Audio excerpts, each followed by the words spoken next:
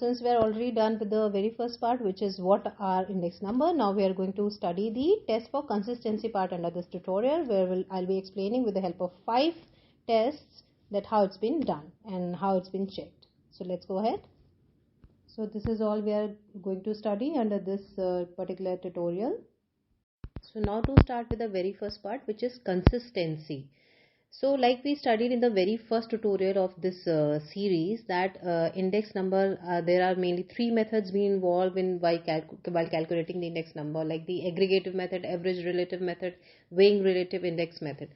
So the point is that in context of index number, consistency means that the property of maintaining stable relationship or patterns over any time period or reference period.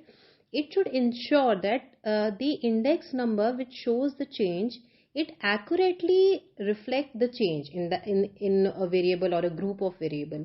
Only then the result can be considered valid. Whether we are considering the different base periods, we are considering different weighing schemes or calculation method, it should yield some reasonable comparable result only if we are measuring the same phenomena. Inconsistency should not be there, right? Now, why it is important to test or check the consistency of any index number? Because only then the result being given by those index number can be validated, or their reliability and accuracy can be checked while measuring any economic phenomena or analyzing any phenomena. Now, what are the tests? So these are them: order reversal test, time reversal test, factor reversal test, circular test, and unit test. So these 5 are mainly being used to test the consistency part of an index number. Now the very first is the order reversal test, which is a statistical method which is used to assess the consistency of an index number if the order of certain items which are arranged in a certain order are being reversed. Now let's see how it works. What is the procedure for it? So under this, first the items are being arranged in a certain order and the index number is being taken or calculated, and then this order is being reversed and the index number is again calculated, and then it is compared, like what is the discrepancy. So now in comparison, if there is a discrepancy being found that the resulting index number differs significantly from the original index number, then it is said that there is an inconsistency in the index number, or we can say that there is lack of consistency. Now the next is the time reversal test. As the name itself suggests, that it is that statistical method where the consistency is assessed of the index number over a period of time. So let's see how. Here the procedure involves where we select a particular time series, like for example we took a span of like 5 years from 2020 to 2025, where the first year becomes 2020 and the 2025 becomes the latest year, and choosing a certain base year, for example 2020 we have taken as base year, and we are calculating over the period of time. Then what we do, we reverse this order, like where the 2025 becomes the first year and the 2021 which we took as the first year becomes the latest year with the same base period. And in both the process, index numbers are being calculated and compared. So if the result changes, that means there is an inconsistency, but if it remains the same, then we can say that the index number under this procedure was consistent. So the consistency is usually assessed by comparing the percentage changes between the corresponding time periods in the original and the reverse series. Similar percentage indicates that there is a consistency, like I already. Here is that example which I already explained earlier. You can see that the base year has been taken as 2020 and the series is like from 21 to 25. Now the index number are being calculated and compared for the results. So the most common index numbers used for this are last pairs and partial index numbers. Two columns will be maintained with price and quantity on different columns, and for the very first, the formula is sigma P1 Q0 upon sigma P0 Q0, where P0 is the base period price and P1 is the current period prices. And then for partial index, it's sigma P1 Q1 upon sigma P0 Q1. Sigma, as we already know, shows the summation of the series. That can be shown also in another tutorial video, as it's already very long. So now the factor reversal test, where we change the quantity or the weight of the factors being used for the calculation of this index number, generally the price index numbers, and then we check the consistency, whether the result is same or it has been changed. The simple procedure involves where we calculate the index number using a set of factors, and we'll take into consideration in terms of their weight or quantities for each time period. Now what we'll do, we'll reverse the weight attached to certain factor, like if we are assessing a good of basket, then what we'll do, we'll increase the weight of certain particular factor that was used in some other proportion in the earlier assessment, and we'll compare by reversing the order of or the weight or the quantity of the factors, and we'll take or calculate the index number again, and again the comparison will be made to check if there is the result is the same, then there is the consistency. If it is not, it is certainly inconsistent. Again, here the consistency is usually assessed by comparing the percentage changes between the corresponding time periods in the original and the reverse series both.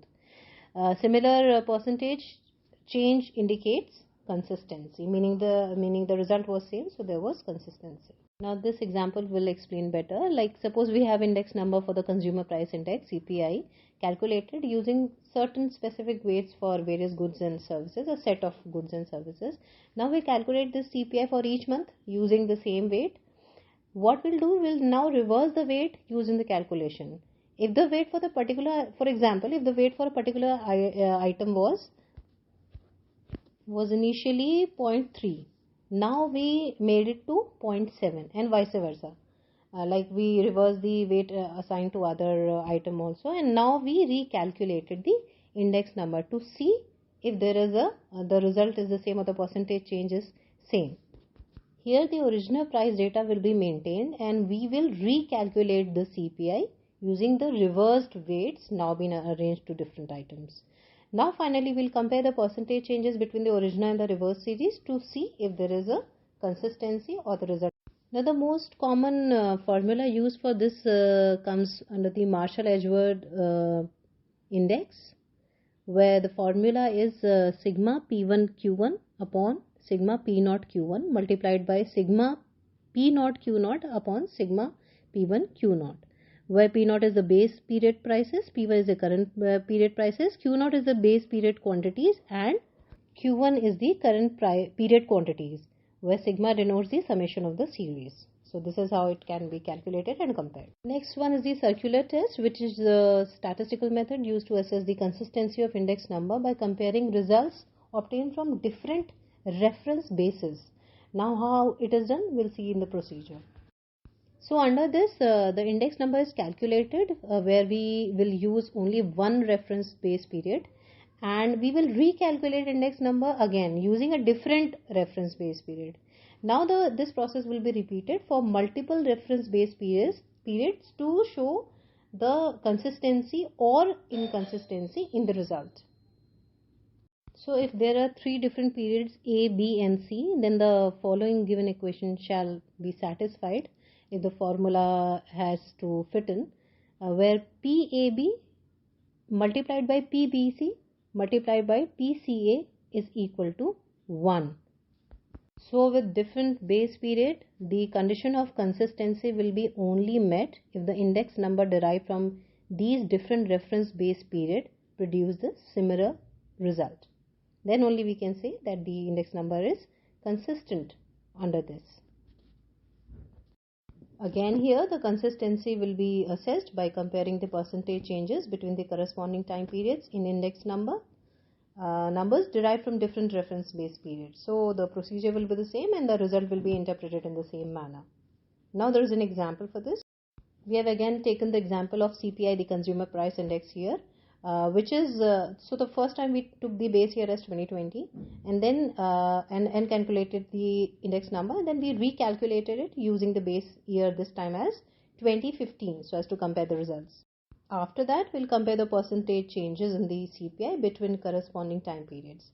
We can take it month to month basis or year to year basis using the two different base years so as to see whether there is a consistency or the inconsistency. If the percentage changes are consistent across the two sets of index numbers, it indicates that the index is consistent across the different reference-based periods, and thus the condition will be met. The formula used is the geometric mean of the two index, like the Las Perez and the Pache index, and we have already seen what they are and how they are calculated. So here the formula is the geometric mean of these two. The next and the last one in the series is the unit test, and under this test the index is calculated using the unit value method, where the index is the ratio of the total value of the current period to the total value of the base period. If the index value obtained from different subsets of items are consistent with the overall index, it indicates that it is consistent and reliable. So in the conclusion, we can only say that it is really important to check the consistency of an index number, so as to assure that the result is giving the changes it's showing is quite reliable and valid in nature. And this we can do with the help of the different tests we just studied. There were mainly 5 tests that we studied, and this is how it is done. Hope it could help. Thank you so much.